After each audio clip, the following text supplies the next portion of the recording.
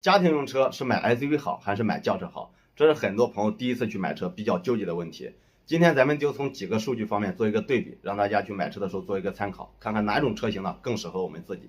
先说我们最主要关心的空间问题。SUV 因为整车尺寸要比轿车要大一点，尤其是高度方面，所以 SUV 的头部空间还有横向的一个空间都要比同级别的轿车要高要大。但是这种只仅限于一些紧凑型以上级别的 SUV， 像一些日系的小型 SUV 或者一些德系的小型 SUV， 比如说丰田的 CHR、奕泽、日产的逍客，他们只是前排的空间会更大一点，但是后排的空间相对也是比较拥挤的，尤其是腿部距离还有这个头部空间。而且像丰田的 CHR 和奕泽这两个车的后门车窗开口也比较小，所以像这种情况坐时间久，压迫感呢就非常强。所以如果大家对整车的一个空间要求比较高的，你最起码得选择一个紧凑型以上的级别，这种 SUV 它整体的空间都要比同价位的轿车要大很多。我们再说一下储物空间， SUV 因为整车的高度更高，再加上后备箱的一个开口设计， SUV 的装载能力都要比同价位的轿车好很多。轿车的后备箱开口呢，它是一个半开式的，它不像 SUV 是一个全开式的，所以很多大的物件呢是装不进去的。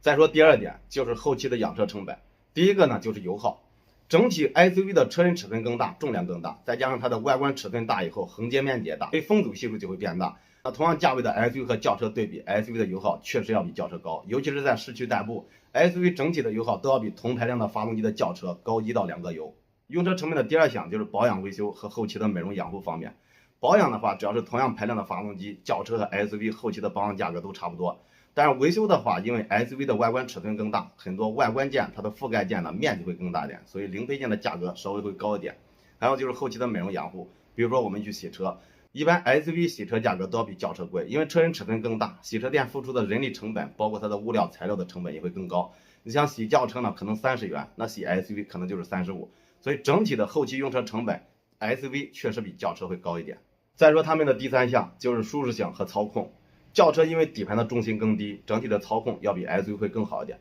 再加上轿车的底盘调教一般偏软，而且内饰的座椅呢材质也是比较软一点，所以乘坐舒适性都要比 SUV 会好一点。但是 SUV 呢也有它的优点，第一个就是底盘高度更高，通过性更强，遇到一些不好的路况呢 SUV 的话走起来就比较轻松，反倒开一些轿车稍微有点坑洼呢，可能车速都不能太快，以免呢磕到底盘。另外一点就是 SUV 的坐姿更高，它的视野能看得更远，那轿车呢坐姿低一点，它的视野可以看得近一点。但是 SUV 因为车身尺寸更大，它近处的盲区也会大，所以对于一些以前开轿车刚换 SUV 的朋友们来讲会有点不适应，尤其是在市区开，对一些障碍物的判断呢会有一点误差。但是有一点 SUV 是轿车比不了的，就是跑长途。只要是开过轿车跑过长途，也开过 SUV 跑过长途的朋友应该都知道，轿车因为坐姿太低，跑长途如果是距离太远，下车以后呢就是非常的疲惫。但是 SUV 啊，因为坐姿更高一点，跑长途时间久，它相对就会比较轻松。当然这一点是仅对于前排的乘客和驾驶员来讲，因为好多 SUV 的后排座椅的靠背角度都比较直，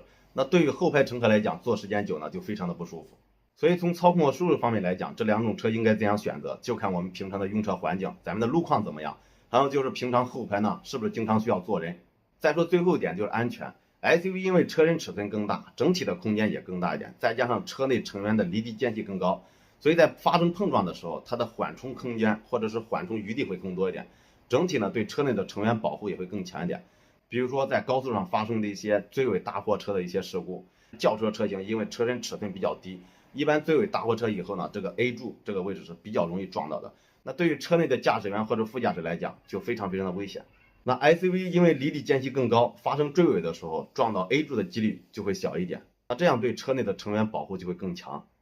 而且同样价位的 SUV 和轿车对比， SUV 的车身内部的一些加强件，比如说大梁、防撞钢梁这种部件，整体来讲确实要比轿车更加粗壮，那它的耐撞击的力度呢也会更大，所以整体来讲 SUV 确实会比轿车相对安全一点。所以家用车是买 SUV 好还是买轿车好，就跟我们的用车环境和我们的需求有关系。比如经常在市区跑，而且呢对后排乘坐舒适性要求也高，对这个后期的养护成本包括油耗的要求也高，那你就可以选择一台轿车。那如果是经常跑长途跑高速，或者走一些非铺装路面多，对载货能力有要求，那你就可以选择一些 SUV 车型。好，朋友们，今天这个视频呢就到这里，如果大家对这两款车的选择还有什么其他意见，欢迎在下方评论区留言。谢谢大家观看，请关注小韩，再见。